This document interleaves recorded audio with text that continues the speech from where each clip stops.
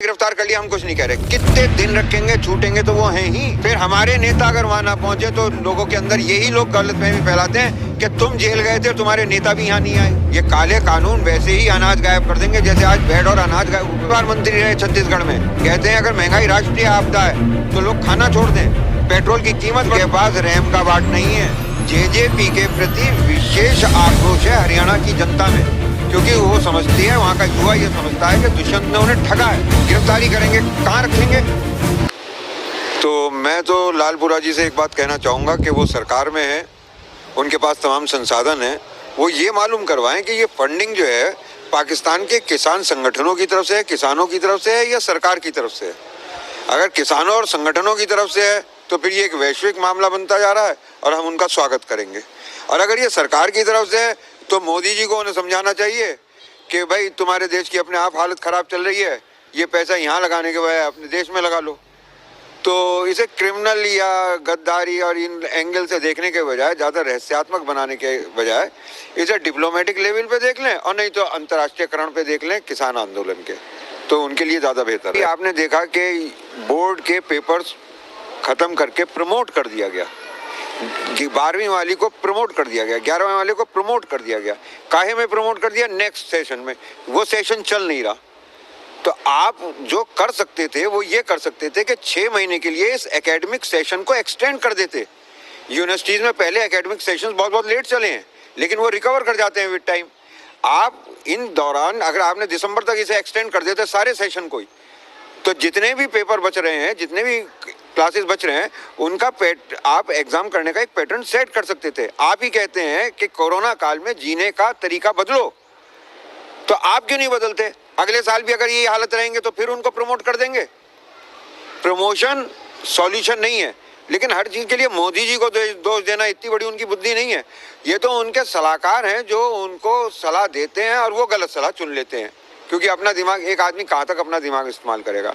अब जैसे हमारे बबली वाला मामला हुआ है एमएलए का, अब शब्द उसने कहे जब मालूम है कि जनता की भावनाएं भड़की हुई हैं और तुम्हारी शक्ल सूरत देखकर, और ये तो बीजेपी के भी नहीं है, जेजेपी के हैं।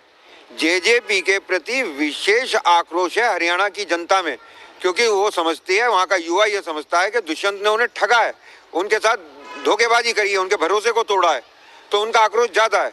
अब उनमें जाके आप अगर इस तरीके की हरकतें कर रहे हैं तो ये गलत है। दूसरी चीज, गिरफ्तारी करेंगे, कहाँ रखेंगे, कब तक रखेंगे? तो ये फॉर्मेलिटीज करने के बजाय आप मुद्दे को सॉल्व करें। 3 दिन बाद अगर वो किसान आप छोड़ने थे, आपको कानूनी प्रक्रिया से, हमेशा तो जेल में नहीं रख सकते, चलना तो देश कानून से है, संविधान से है, तो आप उसे थोड़ा सा फास्ट फॉरवर्ड कर लें। इसमें जुडिशरी को भी इंटरसेप्ट करना चाहिए कि भाई इस प्रक्रिया को तेज करके, इस वक्त आक्रोश का मामला है, विशेष परिस्थितियां हैं देश के सामने। देश सामूहिक मूर्खता के चक्कर में पड़ के इन धूर्तों के हाथ में फंस गया है। इस वक्त आप आंदोलन की आवाज को सुनिए। अब आंदोलन ने कहना शुरू किया है कि जैसे आप आज बेड ढूंढ रहे हैं, जैसे ऑक्सीजन ढूंढ रहे हैं, अपने बच्चों के लिए अनाज ढूंढेंगे अगर ये काले कानून लागू हो गए। सरकार की सोच पे सवाल है, और अभी तक ऊपर वाले की विशेष कृपा है, सारे बॉर्डर्स पे 0 केस जोन है। तो हम ये मानकर चलें कि हम इसे बढ़ावा दे रहे हैं तो भी ये गलत है। अगर हम ये मानकर चलें, हमारा तो कहना सिर्फ इतना है कि जो देश चला रहे हैं उनसे देश संभल नहीं रहा है। ये काले कानून वैसे ही अनाज गायब कर देंगे जैसे आज बेड और अनाज ऑक्सीजन गायब हो गई थी अचानक। तो ये तो टाइम किसानों के साथ आवाज मिलाने का है। अब सिर्फ हमारी मुसीबत नहीं है, कुप्रबंध से, देश के लिए घातक नीतियों से पूरा देश प्रताड़ित है। अब तो कम से कम किसानों के साथ आवाज मिलाए। तो ये कमी देश की है, देश से सवाल पूछिए और सरकार से कहिए इस बात को कि किसानों की बात को सुनो।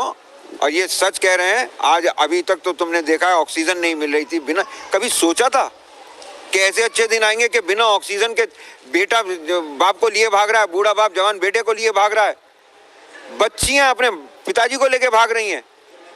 इन्होंने धर्म देखा, जाति देखा, क्या चीज देखा, अगड़ा पिछड़ा क्या देखा? तो जब सबके लिए ये कष्ट है तो सबको एक जगह, अब इनसे मुक्ति पाने का एकमात्र एक तरीका है, सब एक हो जाओ। इन गलत नीतियों के चलाने वालों से बचने के लिए सब एक हो जाओ, शहर भी, गांव भी, किसान भी, मजदूर भी।